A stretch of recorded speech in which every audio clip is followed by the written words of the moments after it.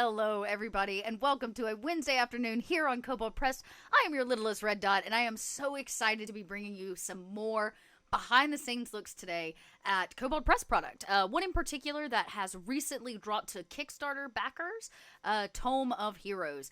Yeah, but before we jump in, hello, welcome in, chat. I see you there. Yeah, we've got a little sneak preview of Tome of Heroes today. Should be very, very exciting.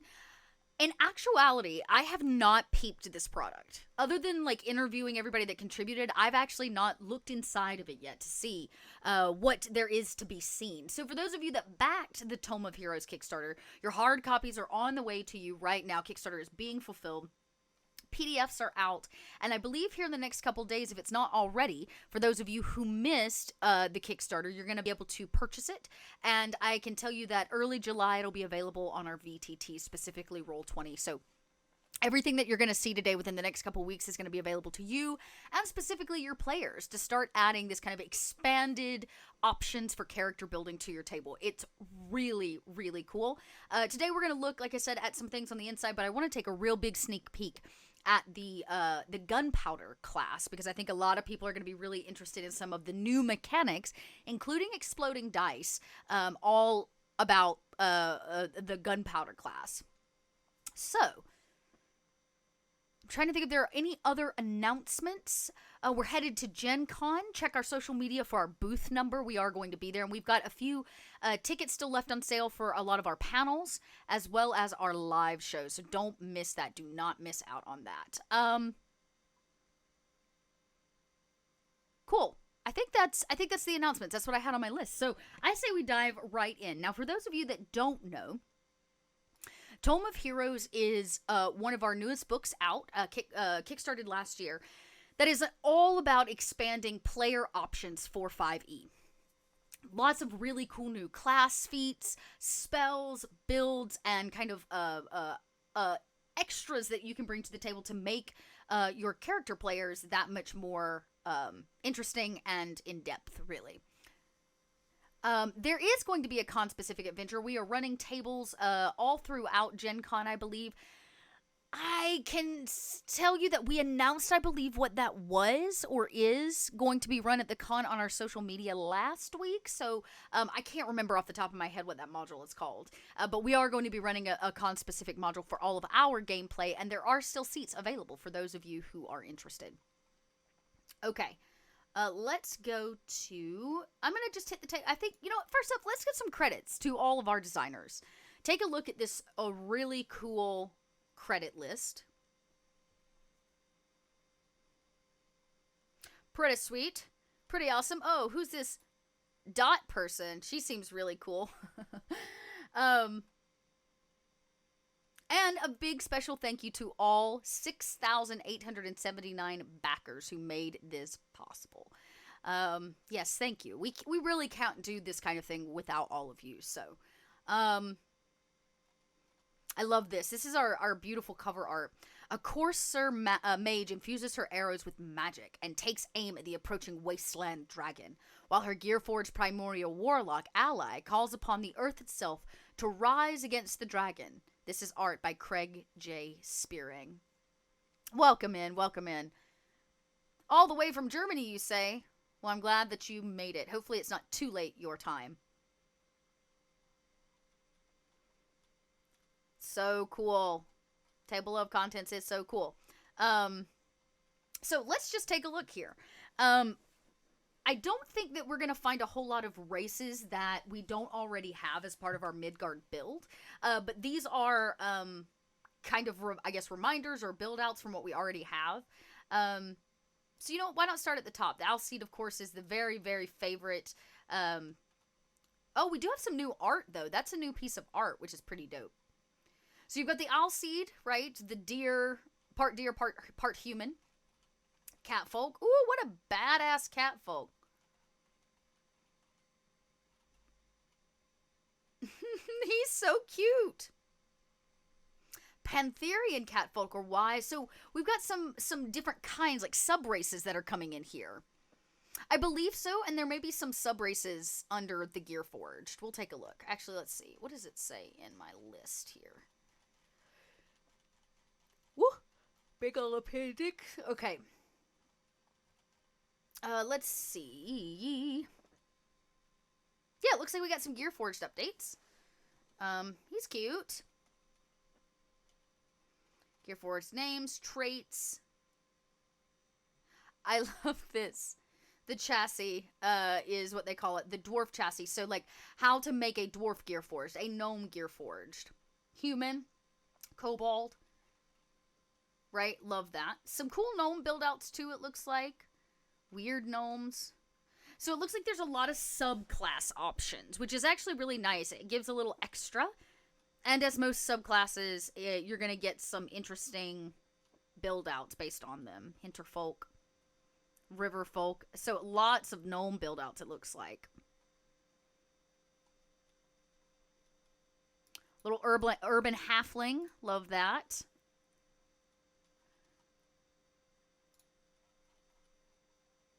Yo, she's so cool. Winterfolk. Looks like we've got some Minotaur options, too.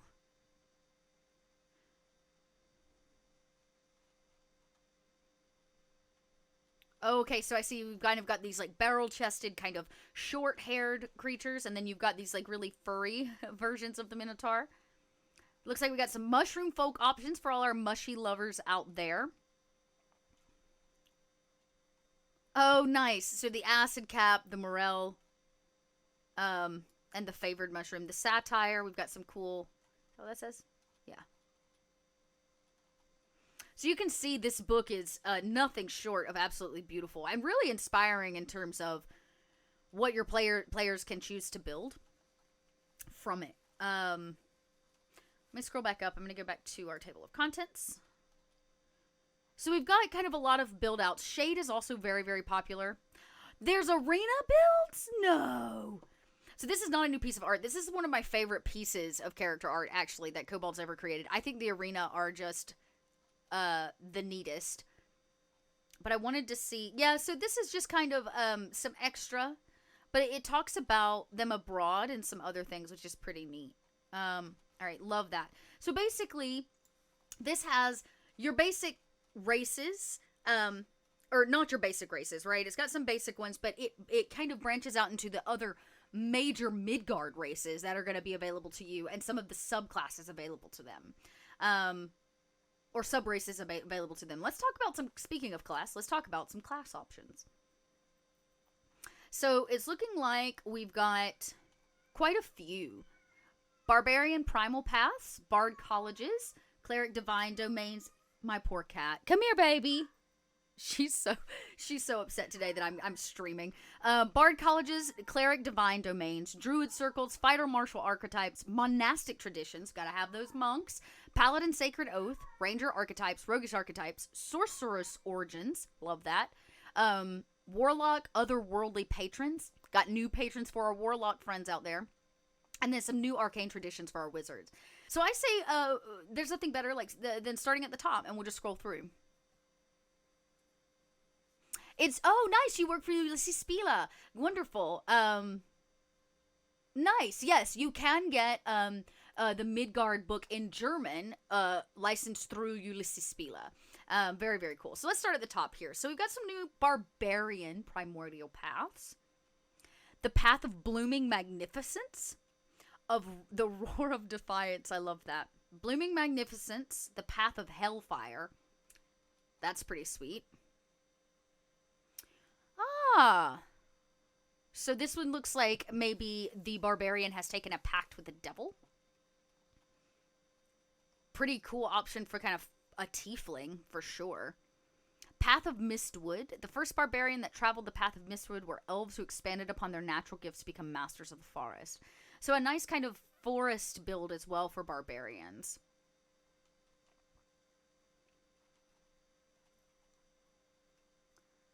Path of the Dragon. Yo, look at that piece of artwork. That is gorgeous. The detailing on the scaling. So by walking the path of the dragon, you don't solely aspire to emulate these creatures, you seek to become one. The barbarians who follow this path often do so after surviving a dragon encounter or are raised in a culture that worships them. Wow. That's really cool. So a dragon path for some of our barbarians. Path of the Herald. Oh, cool. Okay, so this is like our barbarian crossover. In the Northernlands, the savage warriors charge into battle behind chanting warrior poets. These wise men and women collect history's traditions and accumulated knowledge of people to preserve and pass on. Barbarians who follow the path of the Herald lead their people into battle, chanting the tribe's sagas and spurring them on into new victories. This is a really neat barbarian build. This is so cool. Oh, yes, we'll be looking at druids and bards. I'm a druid fan myself, so don't you fret. Druids are going to get their time in the sun today. I think that's such a really, really cool build. Path of the Herald. The Path of the Inner Eye. They elevate their rage beyond anger to glimpse premonitions of the future. That's a very, very neat one. Y'all, I'm about to close my door so you can't hear my cat yelling at me anymore. Hold.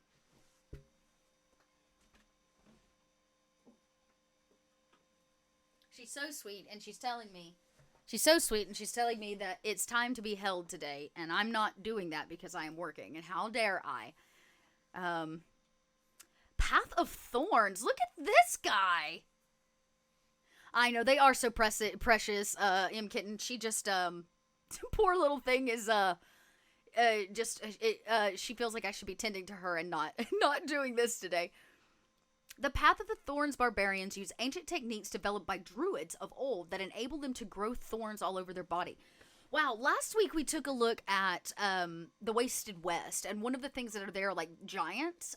This could be very interesting, and there's some giant druid history out of the Wasted West. This could be a really neat path, the Path of Thorns, to kind of tie some of that together.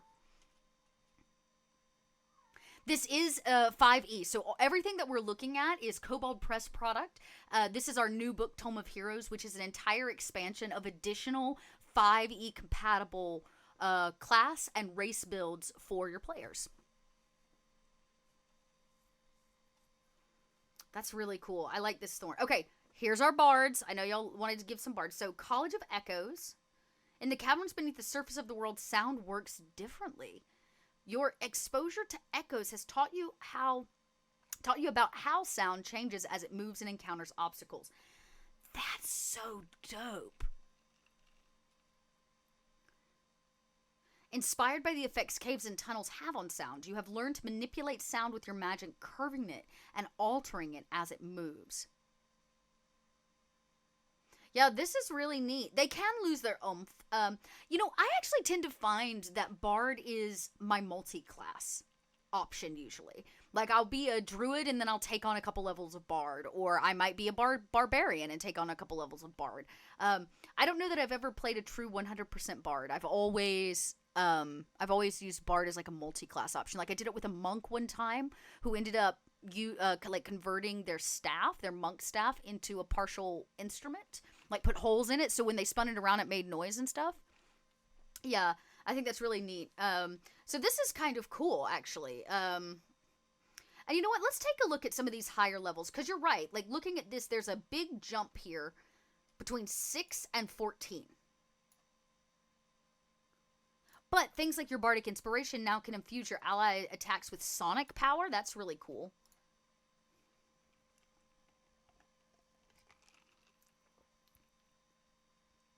College of Investigation.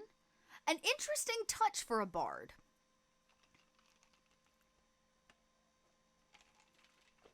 A College of Investigation. So some bards focus on certain types of information, like epic poetry, love ballads, or bawdy drinking songs. Others, however, turn to the shadowy occupation of investigating crimes. Here is the perfect build for your Bard Noir game. Love this. Love this idea that you've got a Bard option that's about gathering information. It's about hunting criminals and vigilantes. I'm interested to see what your actual like spells and things look like. Let's see. Okay, so you're going to get some insight. That makes sense. At third level, your knowledge of underhanded tactics allows you to gain insight into your foe's strategies.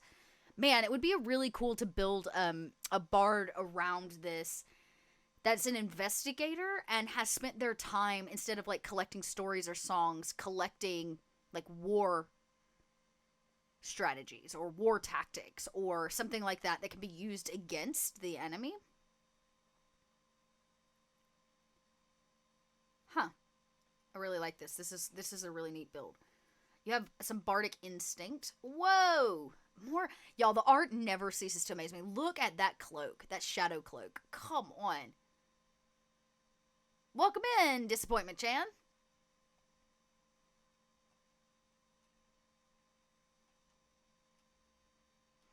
So now we've got, like I said, College of Shadows. These are for the bards that want to be a little rogue. The ones that are proficient in the art of espionage. Love that. The art of espionage. That sounds like fun. You all played a bard game once. It was just a drunken shenanigan game. Super fun.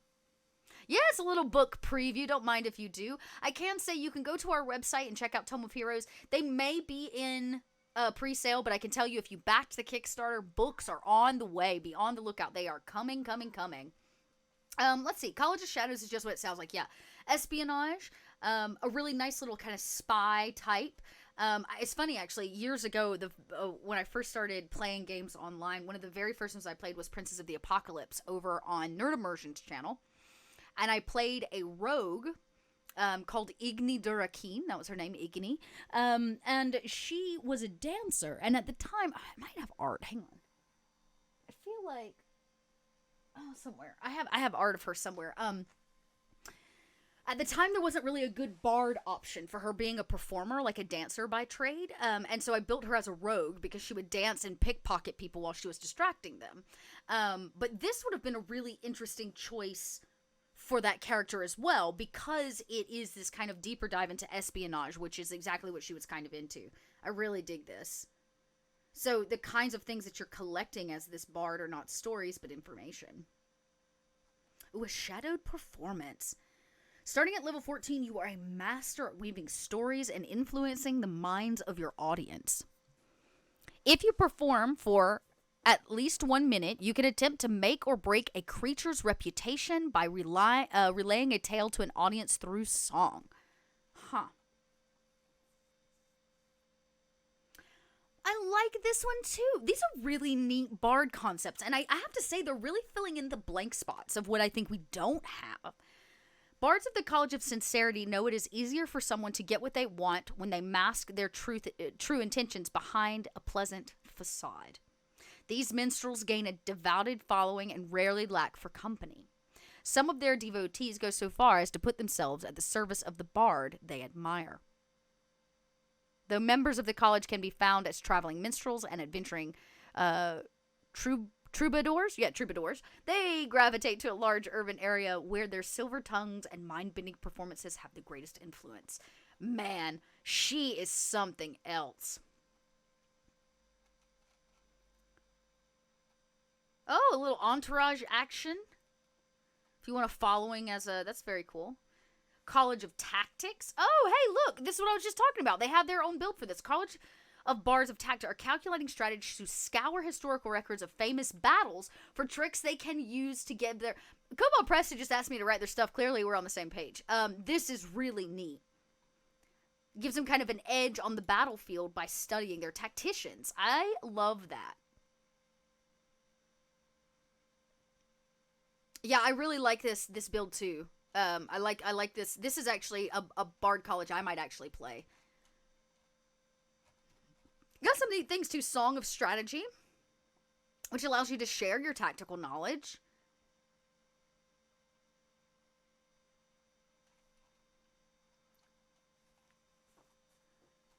College of the Cat! Ah! Scholars and spies, heroes and hunters. Whether wooing or admiring the bright sunlight or stalking prey under the gentle rays of the sun, bards of the College of the Cat excel at diverse skills and exhibit contrary tendencies. This is fun. Inspired Pounce. This is a very, look, oh my god, I love the cat eye makeup to like totally sell it. I'm sold. This is very cool.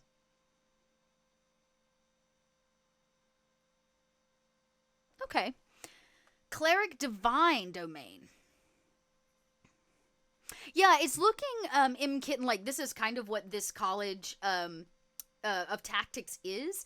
This Song of Strategy allows you, once you've given Bardic Inspiration, to help your, allows so whoever has Bardic Inspiration to do one of these additional actions, things like bait and bleed, counter offense. So it doesn't allow you to, I guess, move the party, but it does allow you to provide your tactical knowledge to the party to get to kind of do these extra things like disengage or dash or ready in action in advance. So that's really cool. All right, let's talk about our dear clerics, right? I don't play a lot of clerics anymore, but cleric was actually the first class I ever played when I picked up D&D in 3.5. And I it's how I fell in love with clerics. And I think one of the reasons I've not played a cleric yet is I've just not had the right campaign or the right inspiration for a cleric. I do hold a deep love for them, so I'm interested to see what this is all about. Oh, hey, black powder. Clerics call upon the use the power of their deities to become blah blah blah. Right. So the black powder domain focuses on the explosive, unpredictable, and destructive capacity of black powder. Deities with a vested interest in alchemy or deities who revel in destruction can claim influence over this domain.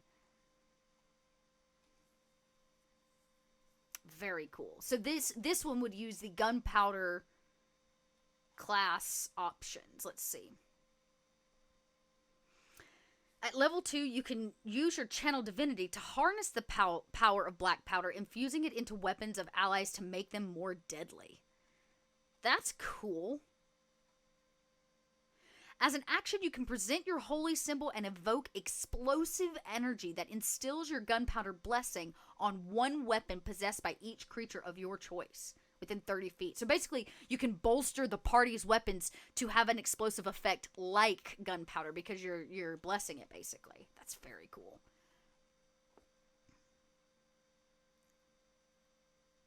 So beginning at the 6th level, you can imbue an object you are holding or carrying with explosive power. The object must be non-magical and small enough to fit in one hand, such as a glass or ball bearing. Look, a bunch of rocks is all you need to start throwing exploding rocks? Come on, with a sling? That would be dope. That would be so cool. Or like throwing knives, right?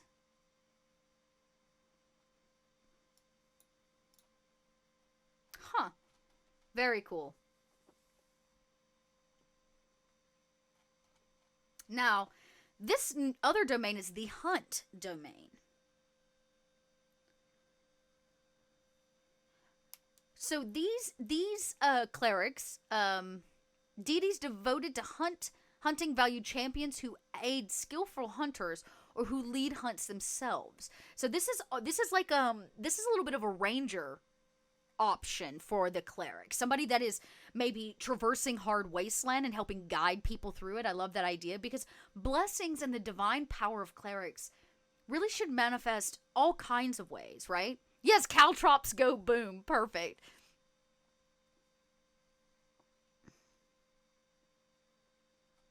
Just looking here. So they have a pack hunter option. The mercy domain.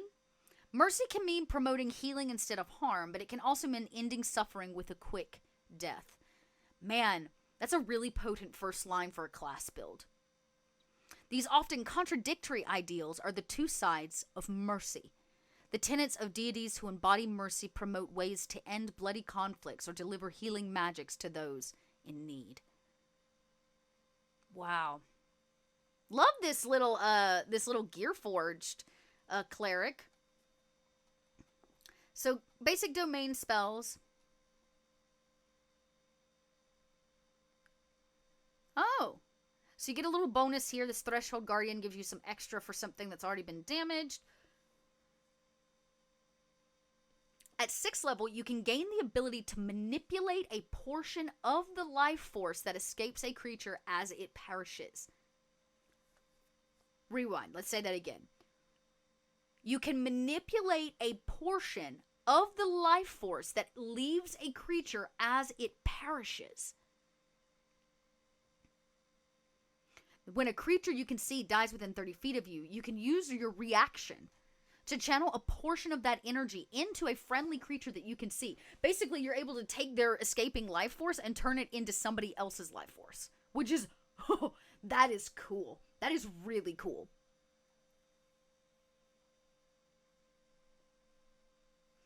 At level 17, now this is also a really neat one. At 17th level, you imbue the two sides of mercy into your spell casting. Once on each of your turns, if you cast a spell that restores hit points to one creature or deals damage to a creature, you can add your proficiency bonus to the amount of hit points restored or damage dealt. Basically, by 17, your proficiency starts getting added to either destruction or healing, which is very, very cool. Oh, y'all. Here's another domain for you. Another cleric domain. Portals. All of our portal hoppers out there, if you've been waiting for it, it's here and now. These clerics have dedicated themselves to the study and protection of the doors, gateways, and rips in the boundaries between the physical world and the infinite planar multiverse. Stepping through portals is a sacred prayer, and woe betide any who seek to misuse them. So this is really all about protecting portals. This is a neat cleric option too, because clerics, they tend to get a bad rap sometimes with like having to worship something or be connected to something, but the idea of the deity or the thing that is imbuing them, right, where they're getting their power, can come from a lot of different places. And I imagine there's some kind of deity, or patron at least, that is interested in the closing of portals that shouldn't be, in the protecting of what comes through portals that may or may not be. But this is really, really cool.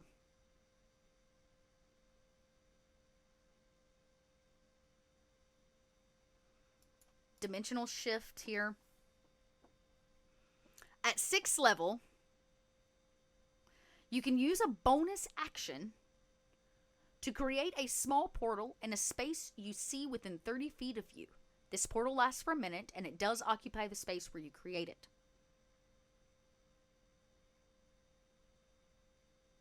You can move it. That is, whoa, that's really cool. That's really dope. I really like that. Portal Mastery by level 17. Sometimes we don't ever get all the way up, and we forget that, like, by the time you pass level 10 and you start working up that ladder, that second part of the ladder towards level 20, sometimes things plateau. Not just your character, but like the interesting things that you have coming.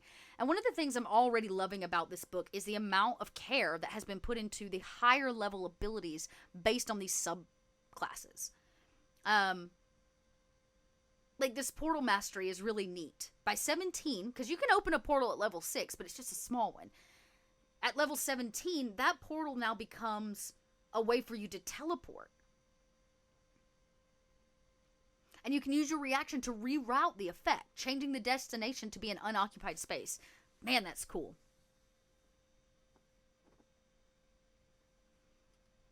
Ooh, a very interesting cleric choice from Kobold Press. Did not see this one coming. The Serpent Domain. The Serpent Domain. Make this just a tad wider. There we go. Get more for all of you. The Serpent Domain. Now, I think that is going to be a very... Well, let's see. Yeah. You embody the deadly, secretive, and mesmerizing nature of serpents. Yeah, exactly. Isn't that what we always want? If we're going to use portals, we really... I mean, transportation's great and all of that, but getting to use it against somebody. I love that idea of, like, rerouting a portal so that your enemy is now over a lava pool as they try to escape, or it sends them back around to you as they run out the other side. That's both comedic gold and also really great use, practical use of spells. Because sometimes I think we only think that our spells are used for combat. But more often than not, our spells actually tend to need to be used in between for social encounters, for investigating, for overcoming puzzles. And portals make things really easy. Yeah, especially if you've got a villain that's been trying to get away from you, and every time you almost end him, he runs for it, and you don't get to him. Portals are a great way to assure he can't escape anymore.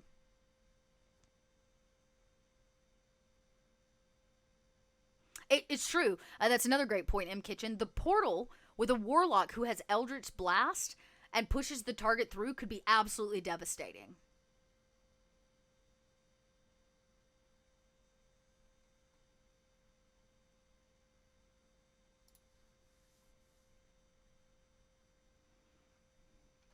So Serpent Domain is pretty interesting here. You embody the deadly, secretive, and mesmerizing nature of serpents.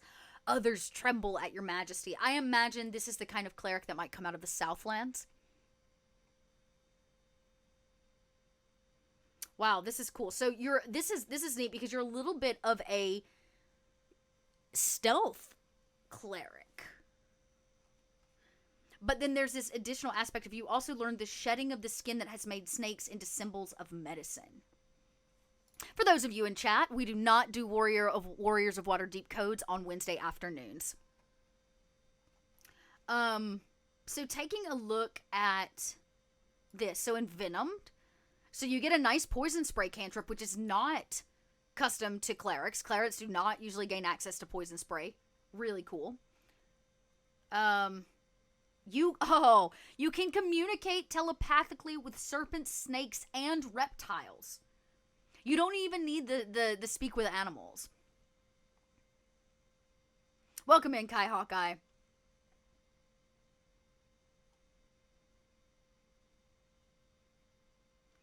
So you kind of can add your serpent stealth to the group and boost them up. And then, of course, at a certain point, you get some immunities here. So immune to the poison condition. Really neat. So I love this idea of the embodiment of a cleric through a snake. Not something that I think often gets paired, but actually a really interesting concept for both what they may worship or where they may draw their power from, or who gives them their power, and also the way in which they maneuver through the world. Oh, transformative molt? Stop. This is so cool. Beginning at level 17, as part of a shorter long rest, you can assume a new form, your old skin crumbling to dust. You decide what your new form looks like, including height, weight, facial features, vocal tones, coloration, and distinguishing characteristics, if any. This feature works like change appearance aspect of the Alter Self spell, except it lasts until you finish a shorter long rest. Literally, you shed your skin.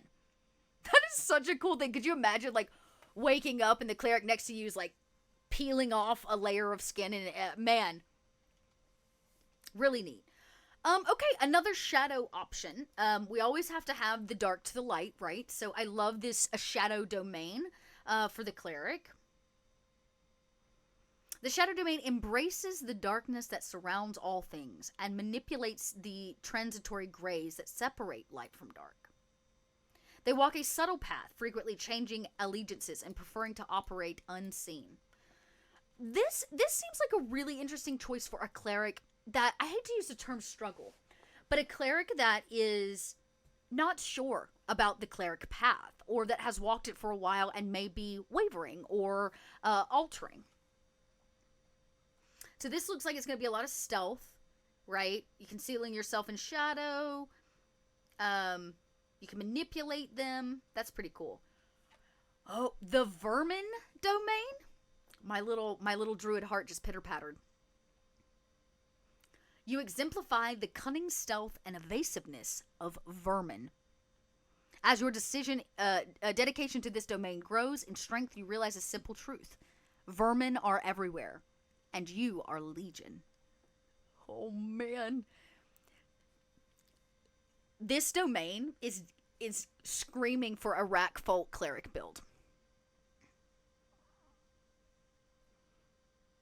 I think I just want to play a rat folk that's like, I am Legion! And he just, like, summons. This is so cool. Okay, so it looks like we've got a couple, like, Druid Ranger spells coming in here, right? with some limitations, right? So speak with animals means they can only speak to vermin, conjuring only vermin, dominate beast only vermin. This is really, really neat. Now, when this says vermin, this includes rodents, scorpions, spiders, ants, and other insects.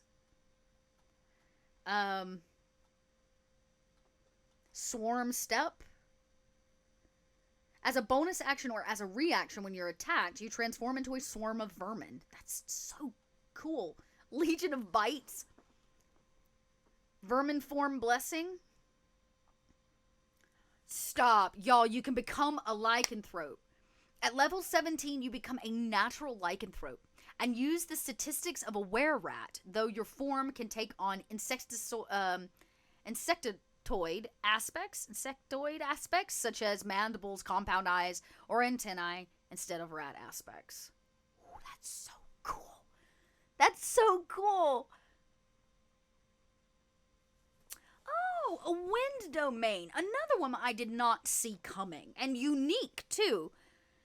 An elementally kind of charged one, this wind, the aspect of air.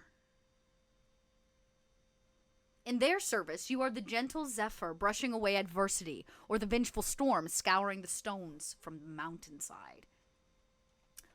Okay, stop. We gotta talk about this pirate. I was literally about to say, how cool would it be to be a pirate cleric with this kind of build, because you can create the wind for your vessel.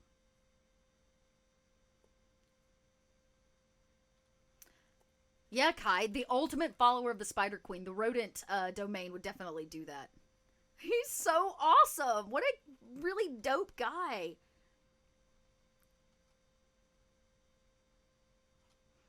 So it looks like we've got like a storm shield coming through. Divine Strike seems to be pretty standard in all of these domains in some way. It's just how Divine Strike is kind of being used, or how that divine energy is being infused into the like manifestation into the world. But Dire Tempest.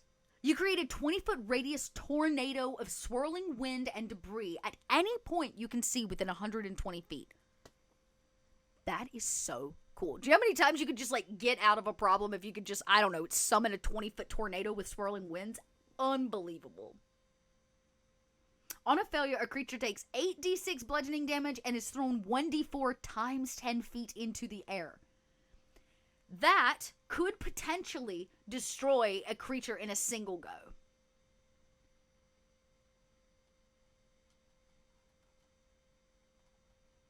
That's very cool. Very cool. Okay, we're on to Druids. And I'm going to start scrolling through these just a tad faster just so that we make time, because I want to get through this whole book, and we're not even to gear and feats and background. So, looks like our Druid circles, we have some interesting ones. Circle of Ash, which I believe is probably tied to the concept, it looks like, of rebirth and resurrection. I was going to say, like, the Phoenix. Really love that. It actually makes me think of the Fantasia 2000 story about the Dryad, who, like, tries to escape the forest, and after it burns from the lava attack, she brings it back to life. Very cool, and really cool artwork. The Circle of Bees, for all our bee lovers out there, and for people that love all of our honey. Like, we got a bunch of honey spells, we've got a bunch of honey magic items now here at Kobold Press. Circle of the Bees, I imagine, just, like, ties right in tandem with that. Look how cool she is! Mantle of Bees. Circle of Crystals. These are druids that arose in subterranean environments. Okay, so I need you to know, I wish this book had been out so much sooner. I once played a character, a dwarf, that I loved. She was a monk, but she grew up underground, and she was special because only like one in her generation had this everybody thought it was a problem, but she thought it was great. Crystals would grow from her knuckles and her elbows and her knees, and like the tough places, so she could hit rock with her bare hands. She was a miner. And this looks basically just like that, but I love this idea that it's a druid build. They help tend crystal gardens and stuff. That is really neat. And the way that, like, the resonance of crystals can heal and the powers behind them. Crystalline skin, that's kind of what I did for my dwarf. Man, very cool. Welcome in, Volanair. Really nice to see you here. We are spilling some beans today, I'll tell you that. We're taking the first open look at the Tome of Heroes PDF. Now available to backers. It's on the way in the mail. PDFs have been sent out. Circle of the Sand for our druids. Really good option, I'm sure, for your dune and desert druids, which don't oftentimes get a lot of love. And this artwork alone is just like, whew, man. Circle of the Green. Pretty basic, but devoting themselves to plants and green things of the world. They're so cute. Look at them. Oh, you can summon these green spirits. That must be these little cute guys here. So this is a neat build because you get these special little tiny plant friends. Circle of the Shapeless. Oh, this is cool. Druids of the Circle of the Shapeless believe that oozes, puddings, and jellies serve an important and integral role in the natural world. This is my next druid. Dot believes that. I love oozes. I think that they're super dope and they get a bad rap. Jellies and oozes get a bad rap, everybody. I am so here for this Circle of the Shapeless. This is awesome. Look at that. He's all oozy. Oh, I'm in love. I'm so in love. Slimy pseudopod. Improved ooze form. Man, that's really cool. All right, so we've got another wind option, but this time for our druids, which, of course, we always love.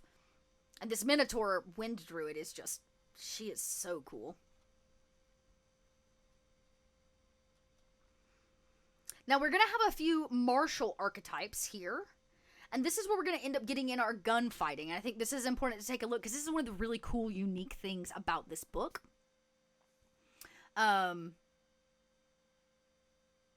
you roll a 1 on the damage die for an attack you make with a weapon of gunpowder property, you can re-roll the die and must use the new roll. Oh, okay. So this is a fighting style option using gunfighting, I see. So you've got the Buccaneer. Really neat. Super cool. For all of you that need a little, black powder in your campaigns. Or I imagine all of you have had a character at one point go, can I be a gunsmith? Can I have guns? How do I have guns in the game? Now we've got some rules for you so it doesn't become overpowered, so that they can't break it. I love it. A good Buccaneer option never hurt anyone. The Chaplain. For a build, military mercenaries companies often choose members of various clergies among their ranks. Okay, so a field medic. Love that build.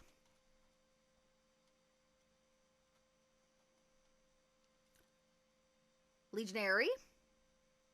Close quarter combat, of course. The Pugilist, the great Pugilist who needs nothing but his fists. Love that. So you get, it's kind of like the fighter without taking monk, right? He's a bare knuckle boxer.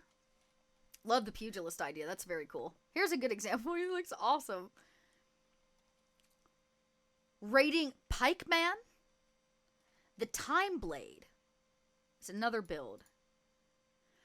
There are warriors who move so quickly that they seem to stop time. Then there are those who actually alter time with their attacks. This must be a time fighter, which is something I don't think I've ever heard of. Time manipulation is usually tied to our magic classes.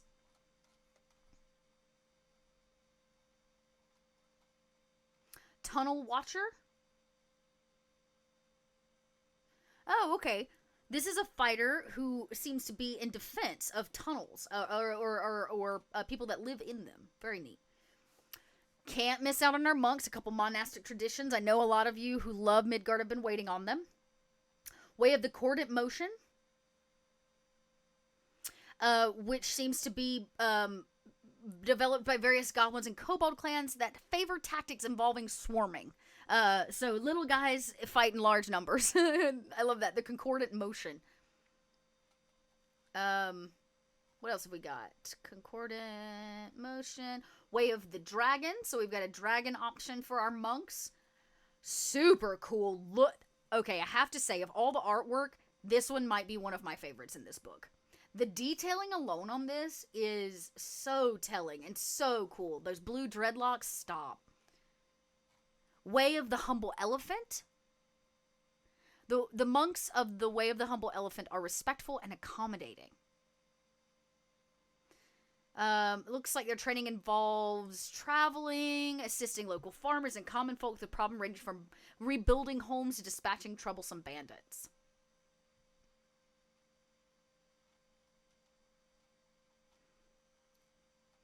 Then we've got Way of Still Waters. I imagine that one's a little self-explanatory, but it looks like this one, of course, is going to be all about the calm and placidness of water and lakes and forcing, you know, the calm pacifist lifestyle. Way of the Inuring Arrow. Oh, this is about focused breathing and the calm awareness which leads to pinpoint accuracy. So it's like your Deadeye option. Way of the Wildcat.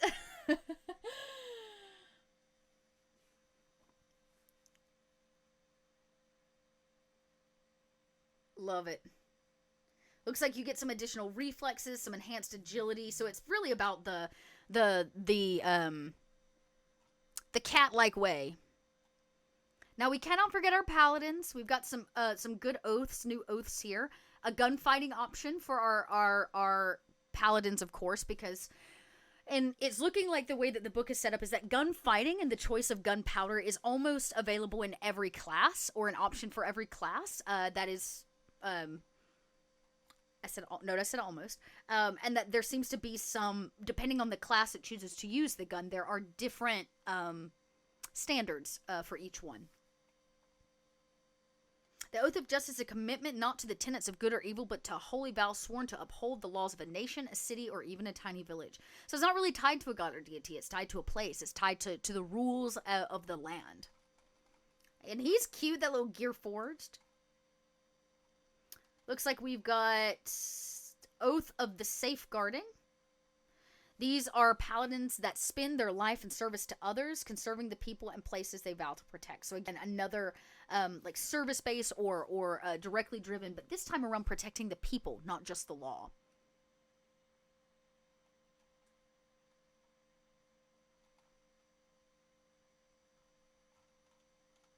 Did I miss one? Channel Divinity? No, I didn't. Okay. Wow. What a very powerful picture. Oath of the Elements. Pretty self-explanatory there, but of course dedicated to their lives serving the awakened spirits of air, earth, fire, and water. Oath of the Elements. Oath of the Guardian. This is somebody that is sworn to defend the community. Taking the mantle of a guardian is a solemn vow to place the needs of many before the needs of the self. It looks like we got Oath of the Hearth.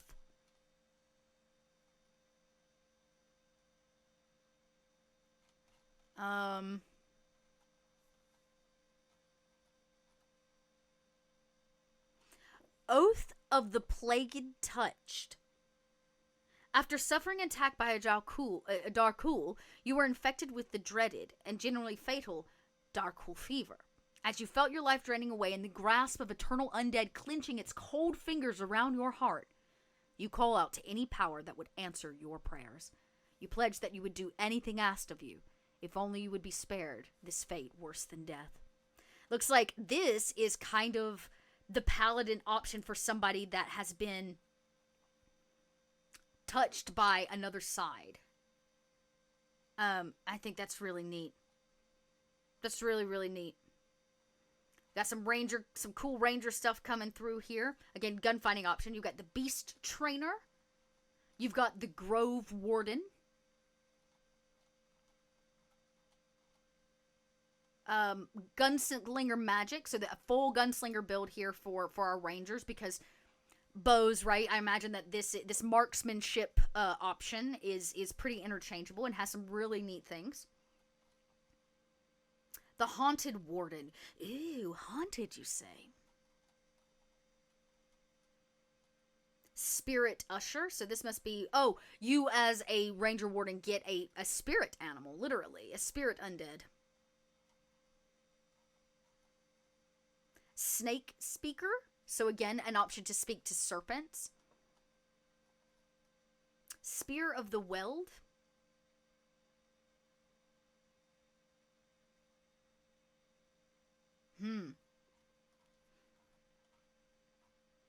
Oh, Wasteland Strider. So Again, we talked about the Wasted West the other day. These seem to be rangers who know the monstrosities and twisted aberrations that warp the minds of those who lay eyes upon them. So they actually hunt a lot of what we talked about last week.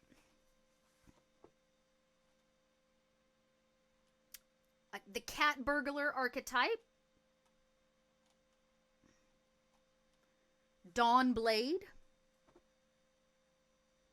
I love this. Even churches and temples have need of those willing to get their hands dirty and sully their honor in service of what might be done. So I love this idea that a Dawn Blade is a rogue that is working to do the things that a church and a temple, the average person for a church and a temple won't attempt. Sapper. Oh, this is an interesting choice for a rogue. You focus as much on identifying the weak points of structures as on the weak points of creatures. Sappers are deployed within the soldiery to dig trenches, build bridges, and breach defenses. That is a really neat rogue build. This idea that, like, you place the bombs, you know the soft places in a building. That's really cool. That's like that's street guerrilla warfare is what that is. The smuggler, somebody who's just moving illegal goods. The soul spy. I imagine that's somebody that fends on both light and dark, a little bit on both sides. They are agents of divine who lurk in the shadows.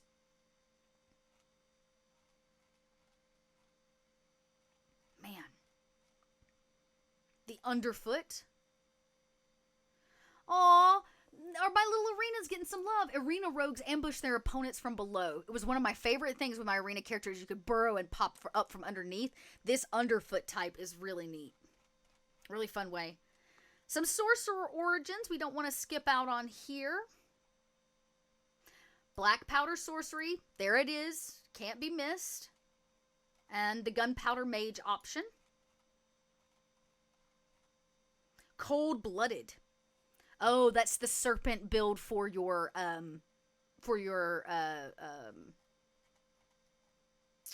my gosh, my brain just died.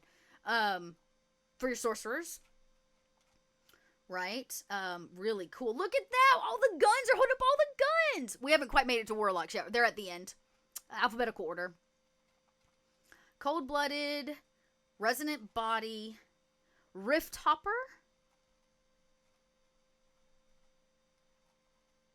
Spore sorcery for all you fungal loving.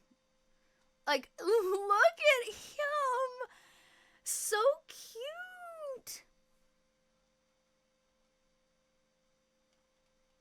So cute. Oh no. There it goes. Hiccup in Adobe there. Okay. Warlock and otherworldly patrons. Here come your patrons. Eldritch invocations. Right, so we've got some cool invocations there. Ancient dragon packs. Warlocks. What else you got? Animal lords.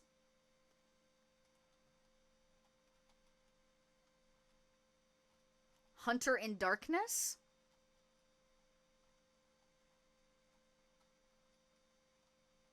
Sorry, I'm scrolling so fast, everyone. Primordial options. Okay, so some lesser demon god type stuff. Weird Weaver. Ah, this is somebody whose deity in or entity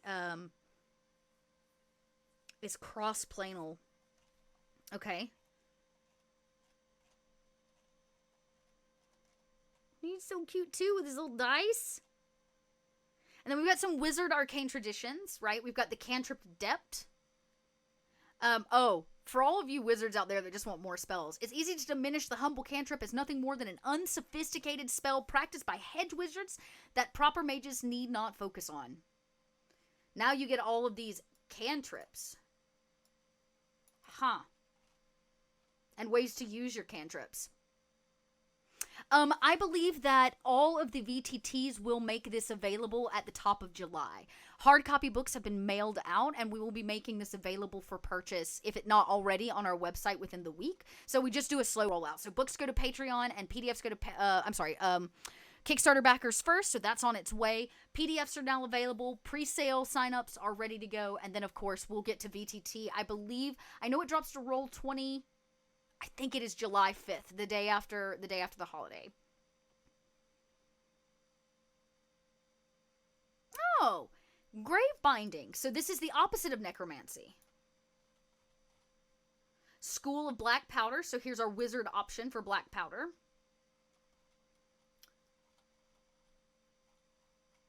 School of Liminality? Liminal spaces are spaces on the boundary at the edge between what's real and unreal. Oh, okay, yeah, I got you. That's cool. Spellsmith. Meaning that you can sculpt the magical area of spells like Smith sculpt iron. That's dope. Wow, look at that cover art. Alright, so we've moved on. We've gone through some races and some class options. I'm going to very quickly do a quick scroll through of what some of these backgrounds will look like. Looks like we've got a court servant, desert runner, destined, somebody with a destiny, diplomat, good background. I love backgrounds, y'all. Forest dweller, former adventurer, so somebody that's retired, took an arrow to the knee, no more for them. A freebooter. Good pirate option. The gamekeeper.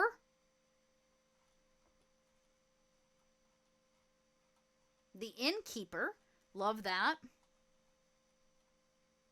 Mercenary company scion. Free company veterans, probably. Mercenary recruit. Monstrous adoptee. Love the monstrous. Mysterious origins. Ooh. Good background choice for somebody that's really wanting to play out their character story. Northern minstrel. Okay, so a minstrel from the north. The occultist. I really wish that had been here when I built my character Yuki. The parfumier. Oh. You spent your youth apprenticed amongst the city's more reputable greenhouses, laboratories, and perfumeries. Oh, how cute are you? The scoundrel. The sentry.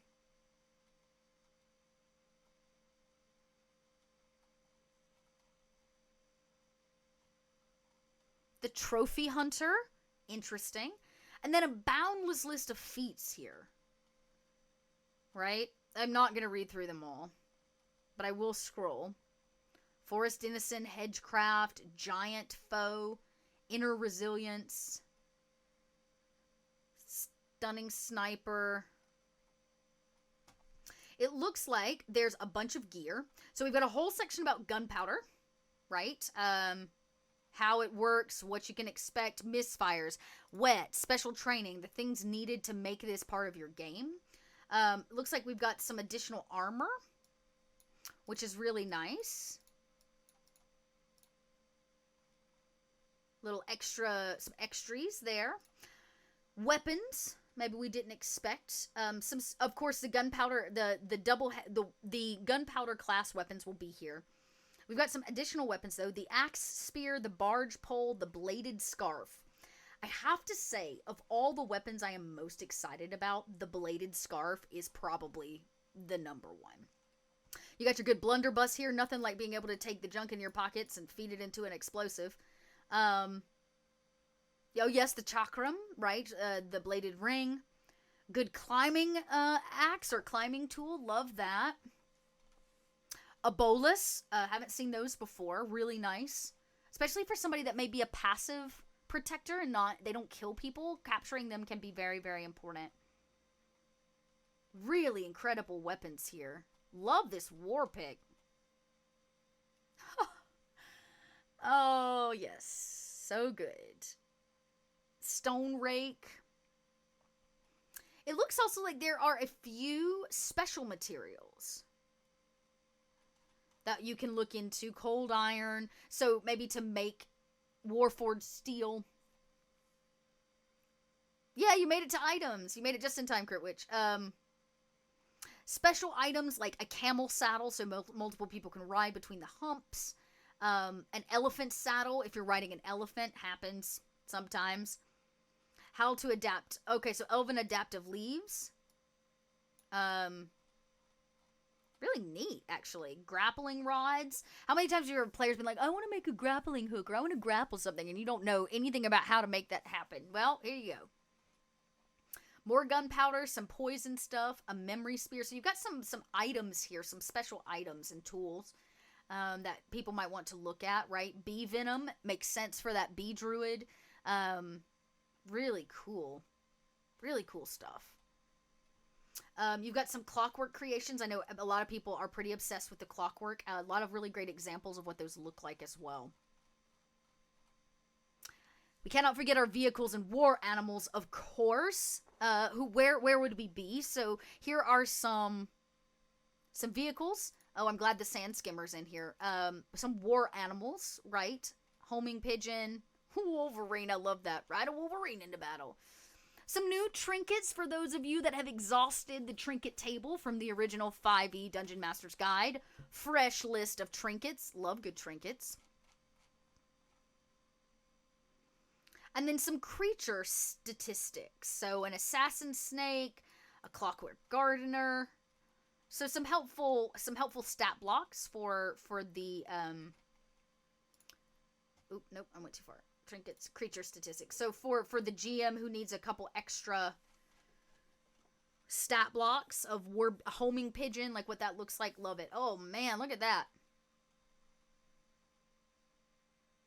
Pygmy woolly rhinoceros. Cute. Looks like we got some new adventuring rules too. This was something we had talked to one of the designers about, specifically downtime rules. This is very exciting for me as a GM, because downtime rules, oftentimes like, oh yeah, we take a long rest. Everybody just take a post. We'll be fine. But downtime can be used for all kinds of things, and I love that there are some options here, from complications to reputation to crafting something over time. Things that really, creating preserves, love that. Saving food. Creature care, in case you got something, behind. Criminal expertise. Yeah, very cool. Forging. Some extra things to add to your games. And then, of course, we're never complete without a good list of new magic and spells. First up is Draconic rune casting, which we definitely don't want to forget. But it looks like there's also some information in here about hedge magic, right? Which is the practice of using flora with magical properties to create and cast spells. And you got a whole new list of some spells here. Hypnotic jerk for our bard. So you've got, look at all of these new spells. I repeat, new spells, everyone. Look at these lists. And then, of course, we got our great list of spell descriptions. And, last but certainly not least, a few magic items. And that is so beautiful. I'd actually just wear that hood and cloak. It looks like we've got a couple things here. I love this campaign field tent. A really practical magical item. Delicate piece of jewelry. Cloak of tentacles. Really cool. Esquire rowels.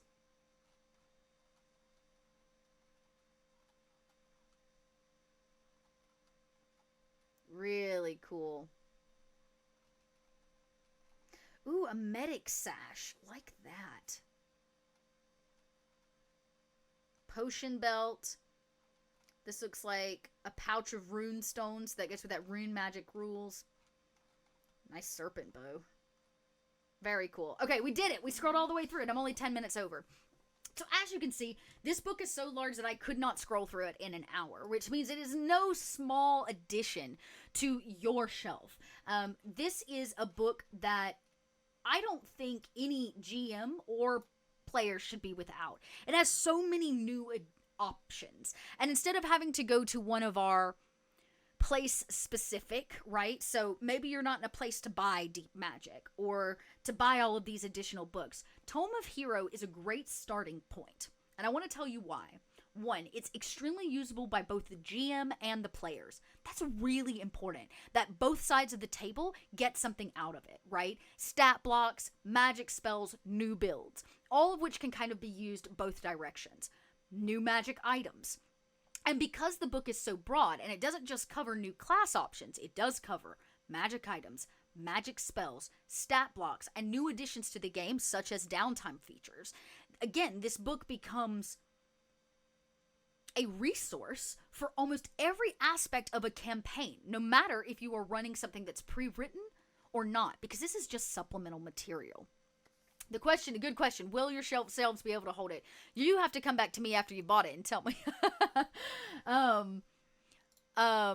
Because this book is just, I can't wait to get my hard copy. I don't have my hard copy yet, but I too, chat, am drooling over this. So know over the next few weeks, we're going to be showing Tome of Heroes off in a variety of different ways. We're excited. We'll be announcing a new show coming that's going to be using Tome of Heroes across the board. And everybody's going to be building. And then we're going to be showing off Tome of Hero gunpowder class options at Gen Con. In fact, you can go sign up to see that live show right now. Tickets are on sale. We'll be showing off Tome of Heroes and giving you a little sneak peek at the same time of what our next Kickstarter might be for the fall. I want to thank you all so much for joining me today as we talk about and break open and take the first public look at the new Tome of Heroes book in its entirety, of course. Remember, if you backed on Kickstarter, your book is on the way. Your PDFs are being delivered. If you missed the Kickstarter, don't worry. We're going to have pre-sales and sales out very, very soon. And for those of you interested in Tome of Heroes for a VTT, I can promise you that is coming as well. I know that Roll20 is working hard and fast on making this available to you. And it's not only going to just be available, but it's going to be an entire compendium edition, which means spells, items, will be able to be drag and dropped onto character sheets, and the entire compendium can be shared once owned with your players in that campaign so that they can actually build out of the Tome of Hero books and get all of the additional race features, class features, and backgrounds. I want to thank you all again for joining me today. We'll be back next week with another Kobold chat. Hopefully next time we'll have a guest. I'm working up something really special I think you're all going to like. But it takes a little bit of wrangling because there are a lot of cats in this one. But speaking of cat, I'm going to go check on mine and remind her that she is not unloved. She's just spoiled. And I will see you all next week for another Kobold Chats where we take a look at something that we are working on and chat with the people that make Kobold Press and our products possible. We will see you all next week. Same Kobold time, same Kobold channel. Have a great afternoon, everybody. Bye.